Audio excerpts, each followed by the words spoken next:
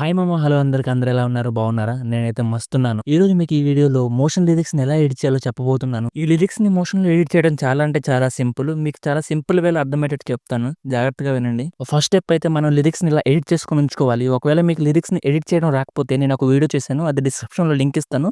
ఒకసారి వెళ్లి చెక్ చేసుకోండి మామ. సెకండ్ స్టెప్ ఏంటంటే మీకు రైట్ సైడ్ ఒక రివర్స్ ట్రయాంగిల్ అయితే కనిపిస్తుంది. దాన్ని కీ ఫ్రేమ్ అంటారు.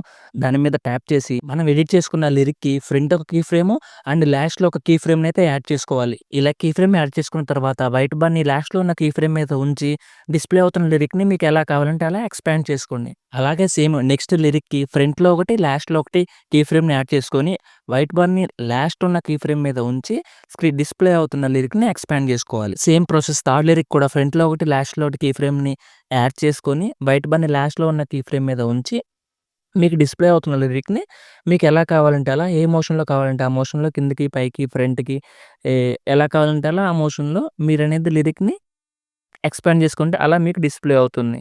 సేమ్ ఫిఫ్త్ లిరిక్ కూడా ఫస్ట్‌లో కీ ఫ్రేమ్, లాస్ట్‌లో కీ ఫ్రేమ్ యాడ్ చేసుకొని వైట్ బార్‌ని లాస్ట్‌లో ఉన్న కీ ఫ్రేమ్ మీద ఉంచి డిస్‌ప్లే అవుతున్న లిరిక్‌ని మీకు ఎలాంటి మోషన్‌లో కావాలంటే అలాంటి మోషన్‌లో లిరిక్‌ని ఎక్స్‌పాండ్ జేసుకోండి.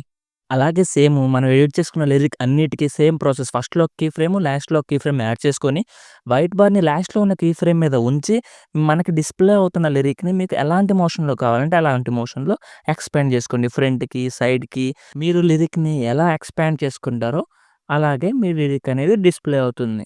నాకు తెలిసి నేను చెప్పిన ఈ మోషన్ లిరిక్స్ గురించి మీ అందరికీ బాగానే అర్థమైందనుకుంటున్నాను.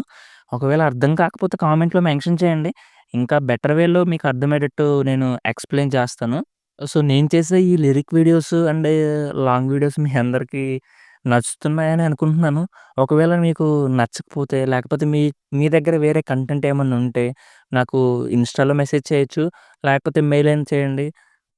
లేకపోతే కామెంట్ అయినా చేయండి. నేను కామెంట్ అన్ని చూస్తాను. సో, ఇదే ఇవాల్టి వీడియో. మీ అందరికి ఈ వీడియో నచ్చిందనుకుంటున్నాను. మళ్ళీ నెక్స్ట్ వీడియోలో మళ్ళీ కలుద్దాం. Until bye. Thank you. Thanks for watching.